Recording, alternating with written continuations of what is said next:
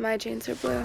Sydney Sweeney has very keen. I was frankly angered. The ad is racist and eugenics coded. The left will call everything Nazism and say everybody's a Nazi except for the actual Nazis. Historically, we have only normalized white people, and so we've made white women's bodies the norm. Why can't you have good genes, Mark? Sydney Sweeney is a sex symbol.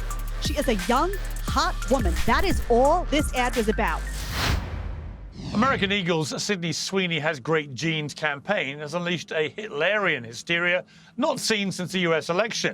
In case you've been living under a rock this week, this is what the fuss is about. Genes are passed down from parents to offspring, often determining traits like hair color, personality, and even eye color. My genes are blue. Sydney Sweeney has very keens.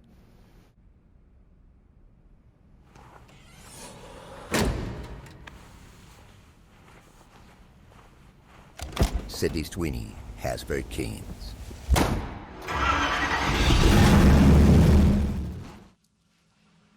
Well, half of the advert's viewers see a cheeky ad with an attractive actress flogging jeans. The other half apparently see a subliminal propaganda campaign for eugenics, fascism and white supremacy with a dash of Nazis thrown in for the mix. Those Sydney Sweeney American Eagle ads are weird, like fascist weird. Did American Eagle just run an ad for eugenics? The attractive white woman with blonde hair, blue eyes is talking about just the genes she gets from American Eagle. You see a blonde-haired, blue-eyed white woman and think that is an all-American woman. That is the exact problem with this advertisement. Hey, American Eagle. Now do black and brown women. Hey, you want to go to American Eagle? Oh, I can't go in there because I'm black. I think we should just start shaming them instead. You are an embarrassment, Sydney Sweeney. It's not just excitable people on social media who are losing their minds on this one. Even Good Morning America is wondering whether Sydney's great genes may herald the onset of a new Fourth Reich. We begin with the backlash over a new ad campaign featuring actress Sydney Sweeney. Yeah, the ads are for American Eagle, and the tagline is, Sydney Sweeney has great genes. Now, in one ad, the blonde-haired, blue-eyed actress talks about genes as in DNA being passed down from her parents. The play on words is being compared to Nazi propaganda with racial undertones. So is Sydney Sweeney the new poster girl for white supremacy, or is it all, as one commentator put it, just ugly girl jealousy? Well, turning to my panel now, I'm away from my usual studio, working on a slight delay, so I begin with a polite request for everyone to take it in turns and allow the audience to enjoy all of your insights. I'm joined by Jedediah Bila, the host of the Jedediah Bila Show, by the conservative influencer Debra Lea, academic and host of Bet News, Marc Lamont Hill, and the author of Cultural Intelligence for Marketers, Dr. Anastasia Gabriel. Well, welcome to all of you. Okay, let me start with you, Dr. Anastasia. What's your problem with this ad? I mean, I just saw Sydney Sweeney looking hot, selling jeans. What memo didn't I get? I would love to live in a world where more people would have the privilege to look at this ad and simply see an ad for great genes, but that's not the world that we live in, and we live in the world that is marked with a lot of cultural baggage. So when I saw this ad as a marketer, somebody who works with agencies and brands on issues of culture and cultural relevance, I was frankly angered. And the reason for that is that the ad is racist and eugenics coded. And I have to be clear that when I say that, I don't mean to talk about the intent of the creators behind this ad, but rather the impact that it has on audiences, and particularly on younger audiences. And here we need to remember that the target audience of American Eagle is the most racially and ethnically diverse consumer group in the history of the United States. And somebody who has spent a lot of time studying semiotics and the way that meaning is encoded in various forms of media and cultural artifacts, it becomes very clear to me that when we take apart this particular ad campaign, it marries certain concepts and certain words that carry cultural baggage for people. And if that wasn't enough, we can go back and look to the source material for this particular campaign, which is a Calvin Klein ad from 1980 that uses very explicitly the same kind of rhetoric of, and even more so rather dramatically, natural selection, survival of the fittest, selective mating, the superiority of dominant groups, etc. And from a perspective of media and cultural studies, when we look at this particular campaign, we can see how meaning travels from the source of inspiration to this particular narrative structure that we see in this ad. And so it is no surprise to me that it was picked up by audiences that reacted in the way that they did. And research shows, even though obviously Gen Z are in themselves a diverse group, they're also generally on average more progressive leaning and of course chronically online. Crazy. You mean crazy, Anastasia? I mean, Anastasia, we haven't had you on Uncensored before. I didn't really understand a word of what you've just said. Are you this much fun at parties, or do you have a different persona? I would love there? it if you weren't disrespectful to me. It's a pleasure to join you today, and I look forward to exchanging opinions. I would love to clarify any points that you might have found confusing. Anastasia, you would have to be asked... Debra Lea. Let me bring Debra Lea in. This is a terrible example of racist white supremacy, etc. I sort of lost my thread halfway through it, but this is apparently the worst ad ever seen. I mean, this is the Nazis reborn.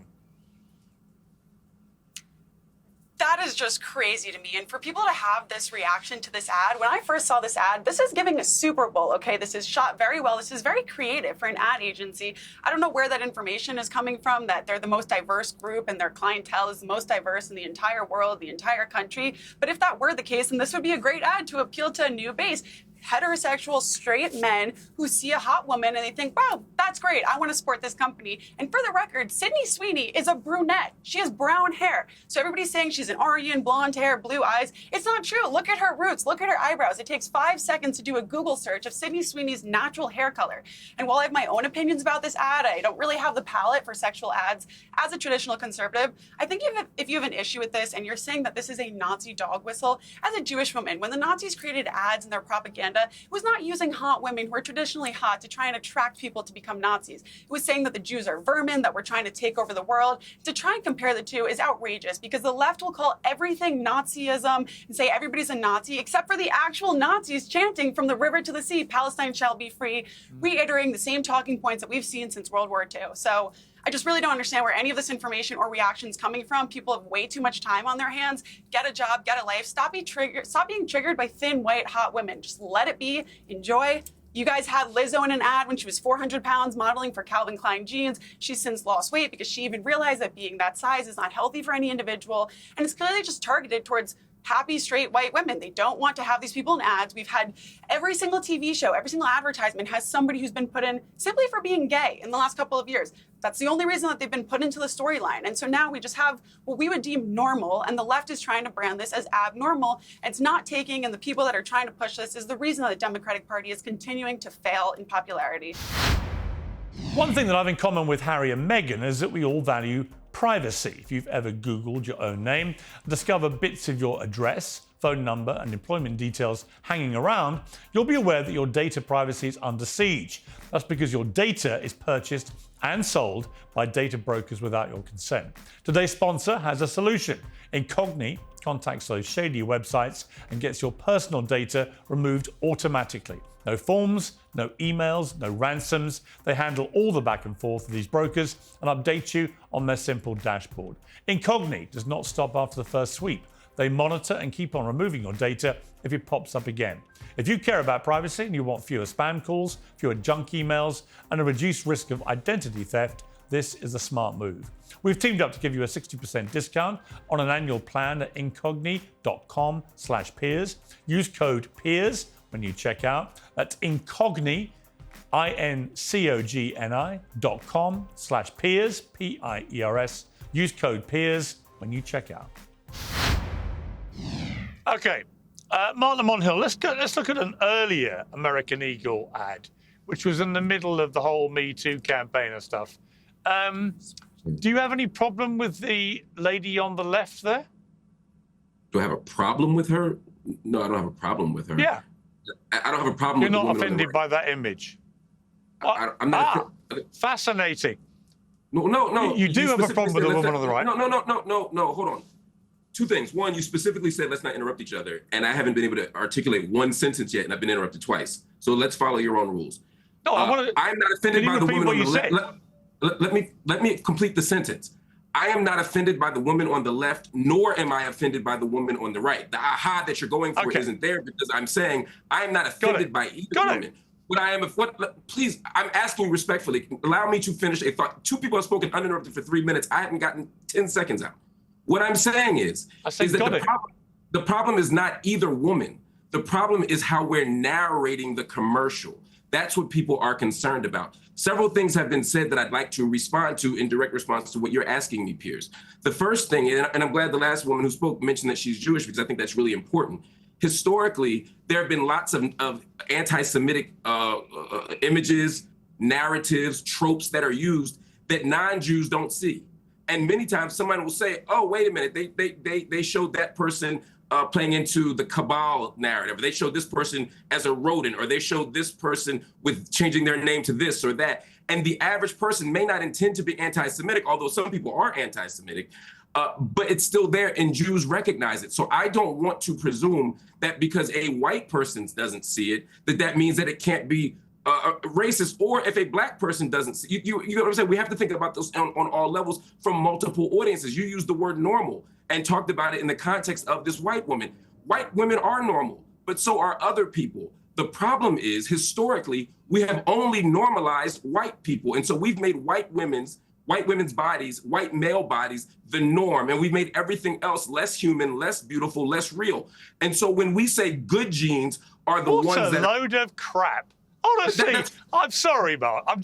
If I may jump in on my own show, what a load of crap. I saw Beyonce do a jeans ad. Everybody drooled over it. I loved it. Thought she looked hot when she did. Right? I mean, what are you talking about, man? This is... Let me ask you a straight question. Let me ask you a straight question. Does Sydney Sweeney have bad genes? Yes or no? No. I don't think she has bad genes. Does she have good genes? Does she have good genes? No. Again, you're trying for these gotchas. If you so just she doesn't listen, have good or bad genes? The whole point is to argue that good and bad genes itself is a bad idea. It's a racist idea. Why can't you have good genes, Mark? Why is it racist? If Why you can't you have allow good me genes? to— all right, I'm going to respond, and I'm going to hope that you don't interrupt me as I answer, okay? Because again, no one else has been interrupted except the people who disagree with you. What I'm saying is, Stop being so precious, the please. word you listen. The word eugenics literally means good genes. It literally means that etymologically. The point here is to judge human beings based on their genes and to decide that you have good genes and you have bad genes isn't in and of itself a racist project. That's the point. So no, it's not that I think that I have good genes and you can't say anyone else has good genes. I'm saying let's get rid of the good genes narrative, particularly when it's based on hair and eyes and body type. Why? Because those things are racially coded. In other words, if I say that straight hair is good genes or blonde hair is good genes, and no, I'm not after watching an ad Googling someone to figure out their natural roots. You'd be shocked to know how many people don't do that. If I'm doing these things and I see your eye color and your hair as a sign of your good genes, then that means someone who has a different hair or eye color doesn't have good genes. And the last thing I'll say is if you look historically at ads, at culture— It doesn't though, does it? Calm down. Calm down. It doesn't actually mean that. No. Hang on. No, I will speak on my own show. So just calm down. I'm asking you not to be condescending. Stop being so precious. My instruction about shouting was between the four of you, not me. It's my show. I do what I like. Yes, I don't care if it's your show. My point is this. If you interrupt me in the first minute, it's bad form. I'm saying that if you let the guest who agreed with you talk for 3 minutes, then don't allow me to talk for more than 1 second. You literally didn't let me finish the first sentence. You have literally done more talking than all three other guests put together, multiple that is not by true. 2 or 3. So cool your precious but jets. my issue with you interrupting cool was your not precious at this jets. point. It was at the first 10 seconds. My point was just to interrupt me in the first 10 Why? seconds. So Can you much I've calm spoken now is down? irrelevant. Can you calm down? I'm not angry. I'm not angry. I'm talking over you. Right. Can I jump in here, I have Piers? blue eyes. Right. I also have good genes, particularly on my mother's side, because my skin is surprisingly good for a person of my age, because my mother's side all had good skin. You got a problem with that? Mark? Is that for me? You got a problem with that? Yes. If I say I've got good genes from my mother because I have good skin and I've got blue eyes, so what? So what color eyes are what color eyes are bad genes? If someone has bad genes, what would their hair or skin look like? I don't think any are bad. I didn't see anybody from American Eagle saying that assume anybody else is. No one said anything. No one from American. Just to be clear, hang on. Nobody from American Eagle was making any comparison. Nobody said somebody else's eye color or skin color was wrong or bad or anything negative. All they said, in an amusing pun, is that Sydney Sweeney has good genes and is wearing great jeans. That's it. There was no negative about anybody else. And here's why I disagree with that.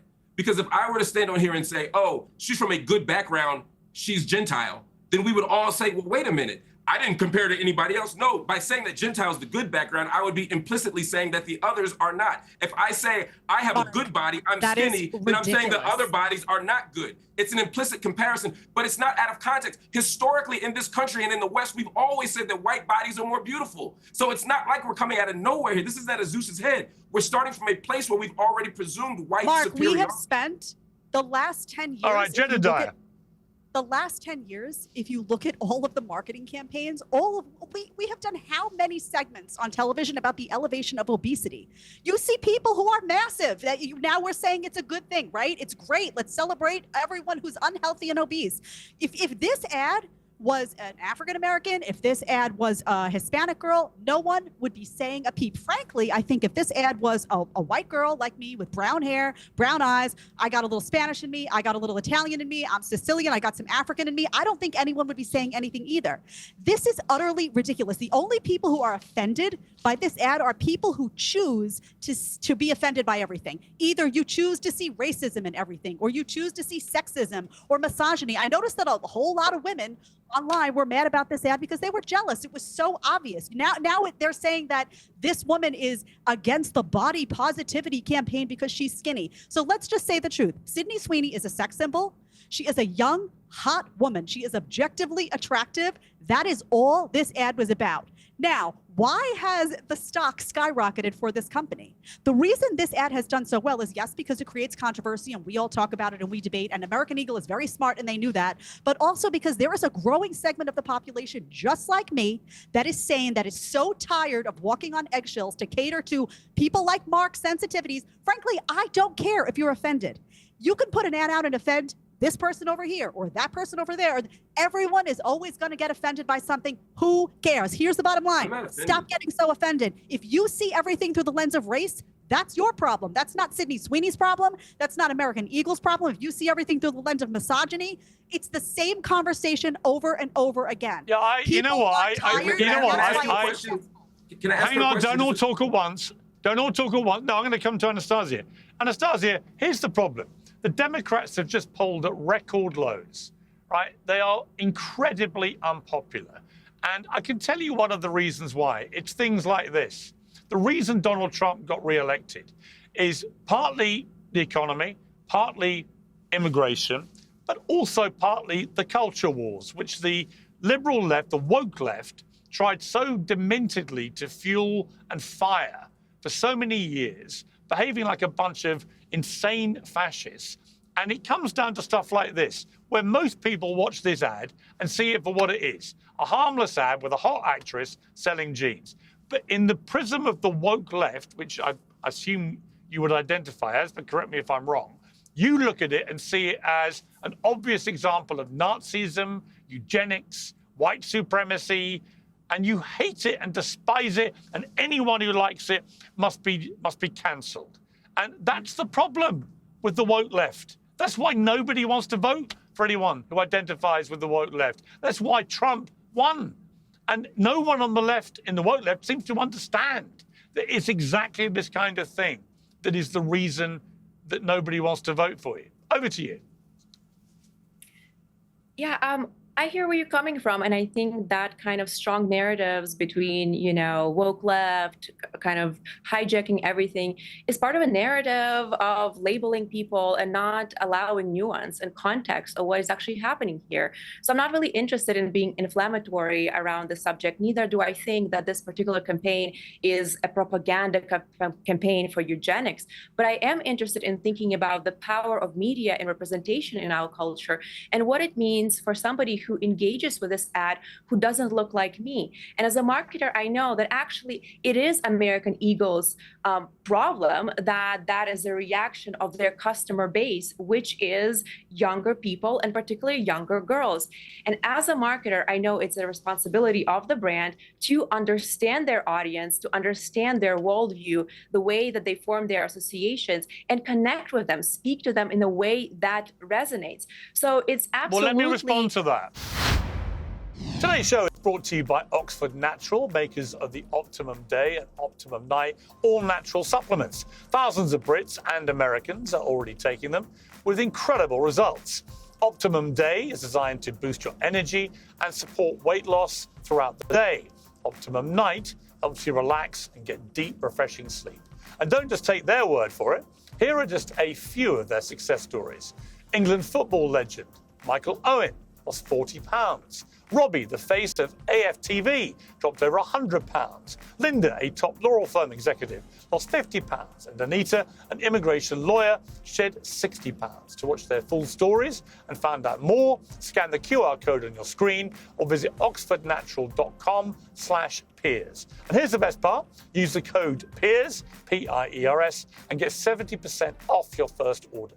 Get 70% off with the promo code Piers. Let me respond to that, because from a marketing point of view, Sure. American Eagle, several years ago, launched a lingerie campaign featuring female models with disabilities and chronic illnesses. One model was pictured wearing a colostomy bag, another was photographed with her arm in crutches, one woman posed in her wheelchair, and it did nothing for sales. So from a marketing point of view, it didn't work. Now you have a hot woman who is none of those things, who is just a hot woman, like the old advertising used to use all the time, along with hot men. I remember the Calvin Klein jean ads with men, topless, selling buckets of jeans. And guess what? Sales are up 30%. So you as a marketer should say, well done, American Eagle. You've stopped being ridiculously woke, trying to sell to very small groups of people and ignoring the mass majority who are going to buy your jeans. And now you've gone route one, using sex and femininity to sell jeans. And by the way, they don't care if she's white or black or anything else. They just care that she's hot. And Beyonce sold jeans. That was a great campaign. That worked really well because she's a hot black woman. And the moment you try and read in all this other stuff, I mean, you say you don't want to be inflammatory. You literally said it was one of the most outrageously racist marketing campaigns ever. What could be more inflammatory than that? Well, let me correct you, Piers. I said that I've seen in recent years. I'm very careful with my words. So I did not paint this picture of this being a racist ad, ever. But I do think, and I think I've explained the way that representation works and the way that I see it working within this ad. Now, I would love to see the evidence for the 30% sales spike. I personally have not seen it. Neither I have seen, anyone in the marketing community share it. So I would love to see it and the source for that. However, there is a question of ethics and there is a question of ethical guardrails in marketing. I understand that in 2020 or whenever, brands were responding to the cultural moment of post-2020 impulse to increase representation, diversity, etc. And perhaps those campaigns were not commercially successful. Now, do I think that commercial outcomes justify any kind of campaign that implies anything out there just because it drives sales? Well, no, as a marketer, I am interested in driving business results, but also thinking about the ethics of representation and what kind of messages are young girls and children, frankly, consuming when they log on to their Instagram or TikTok and keep swiping. And again, I said, I take a more balanced approach to this. I do not think it was intentional propaganda, as I have already said, but I do think that there are some codes within this marketing, media communications, which is a unit of media, that are concerning in the way that they are implying that good grade genes are represented by someone like Sweeney. Now, other co-panelists mentioned if another particular model of other kind of background, or maybe multiple models were featured, there's likely would not be an uproar. And that is because that kind of messaging carries cultural baggage, as I've mentioned, that is reflective of the history of racism in this country. No, and the way that Anastasia, that was me. Because she's hang on, because she's white. Hang on, because she's white and got blue eyes. Is that why? Because the verbal cues surrounding this terminology that carries a lot of cultural weight, such as offspring, great genes, are paired with these other signifiers that are very specific: blue eyes, blonde skin, etc. And you have to understand that this is just a reality of how our brains work. We move through life and we develop these conceptual and mental maps. So you don't like it because she's white and got blue eyes. All right. That's not why, Debra Lea. That is very dismissive and anti-intellectual. Hang on. We're going to go in the right order. I'm going to ask Debra Lea. Debra Lea, I mean, ultimately we got to the real problem. She's white and got blue eyes. Since when was that a crime to use a white, blue-eyed woman who's hot and an actress to sell products? Happens all the time, as it does with black actresses, all the time.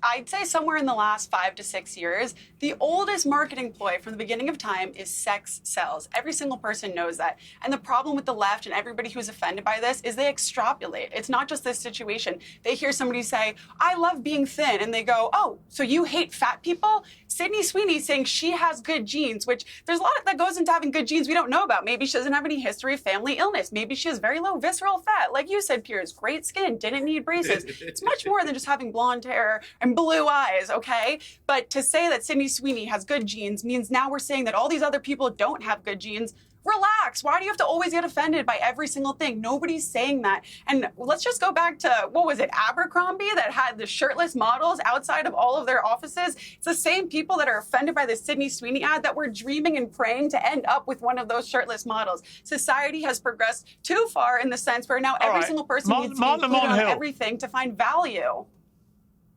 Okay, Marc Lamont Hill. I remember a model called Tess Holliday being the cover of Cosmopolitan magazine. She was 305 pounds and 5'2". And the whole piece was about how incredibly empowering this was and what an example of body positivity it was. When in fact, it was an unbelievably dangerous promotion of morbid obesity. That's what it was. Because if you're 305 pounds and 5'2", you are dangerously fat, and you are more likely than not to die from the repercussions of being that size. And yet the woke left went, look at this, isn't this fantastic? And yet here you have a model who's not super slim, Sydney Sweeney. She's got a very rounded, normal body, right? She's not like a stick insect supermodel, and she looks hot, and she's wearing jeans, and she happens to be white and happens to have blue eyes. To try and turn this into a racial thing or to compare it to the Nazis, even by woke standards, seems to me ridiculous. Okay. First, just for clarity, Sydney Sweeney is a size 0. So even when we say that someone is a normal size, that suggests that the average person is a size 0. The average person, the average woman in this country is not. So at all moments when we make these observations that seem neutral, we're actually assigning a value. So if I am a size 8 as a woman, and you just said on national TV as the most important, coolest, most handsome host in the history of television, if you say that it's normal to be a size 0, then yeah, when I'm a size 8, now I feel like something's wrong with my body. Similarly, so she doesn't look normal to you, Sydney Sweeney. She looks normal. 38 seconds, by the way, for interruption. Great, you're on a new record. I think she looks normal. Wow, you're really touchy today. I think I'm just teasing you, Piers. I'm just very, very upset about the world, you know, and I need a hug from you, and you're not in the studio with me. Well, there are more important things to be worried about than Sydney bloody Sweeney. Trust me. Honestly, there is literally war. There is war raging around the world. There is famine. right? And you're I getting agree. your And you're getting your knickers in a massive twist about Sydney Sweeney. That's actually where I'm going, right? I mean, this conversation started with. How'd you know her dress size, but not her hair color? Because I just Googled it when he said it, and fact. it comes up.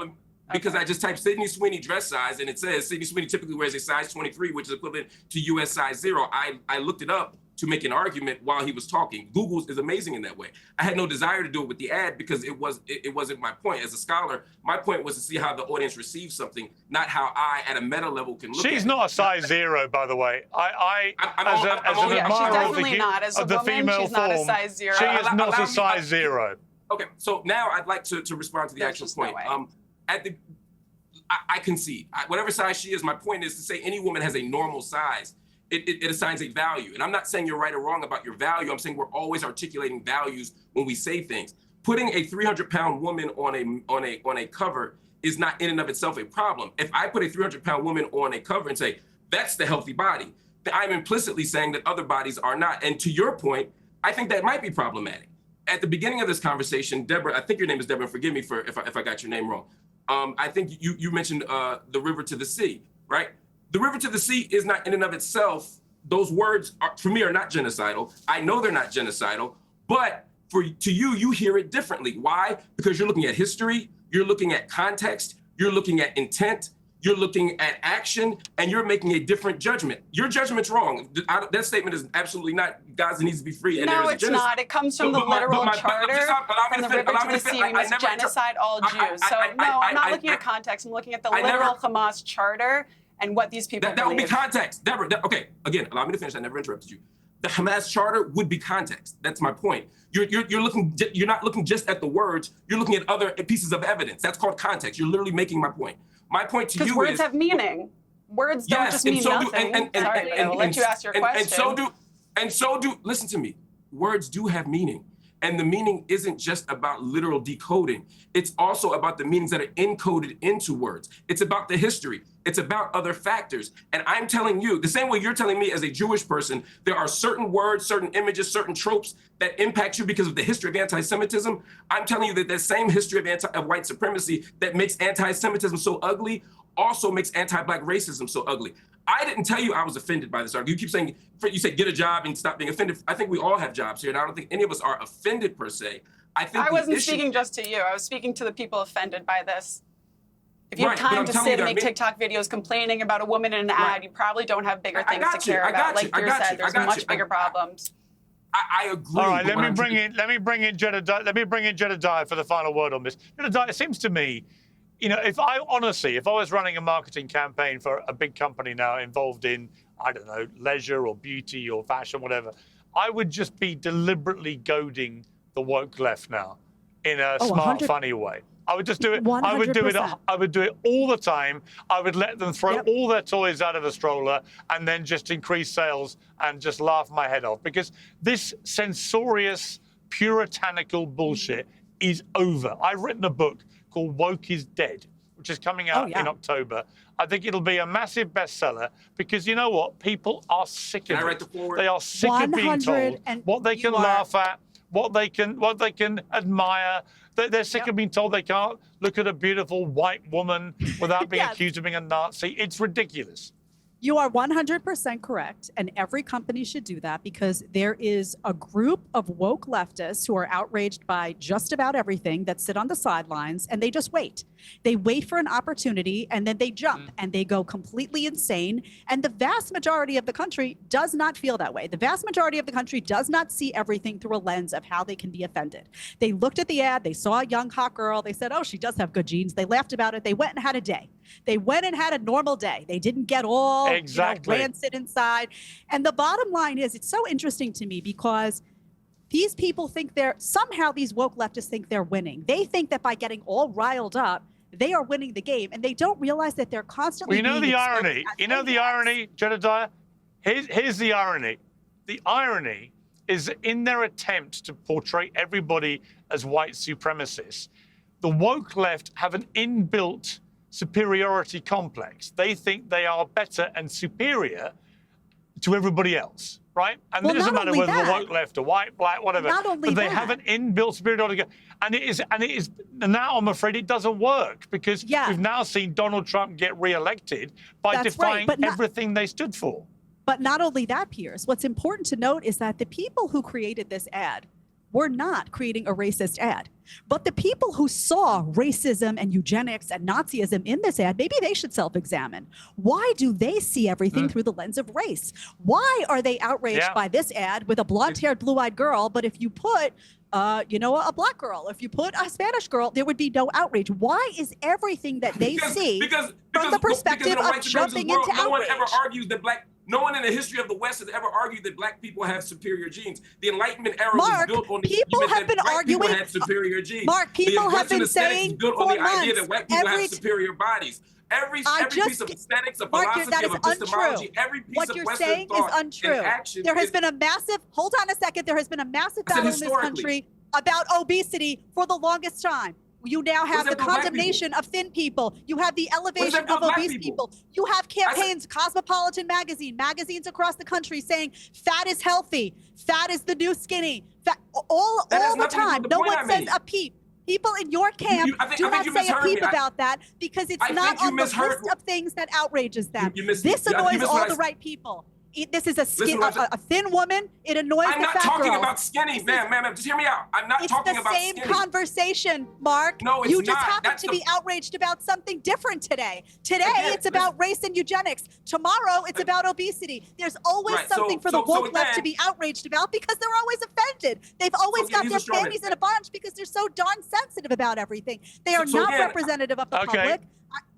Last word to you, Marc Lamont Hill. Otherwise, you'll be reporting me. I'm not outraged, number one. And number two, I point out a history of white supremacist logics and cultures that show that white lives, white bodies, white experiences are better. And you pointed to the recent... This is not about history.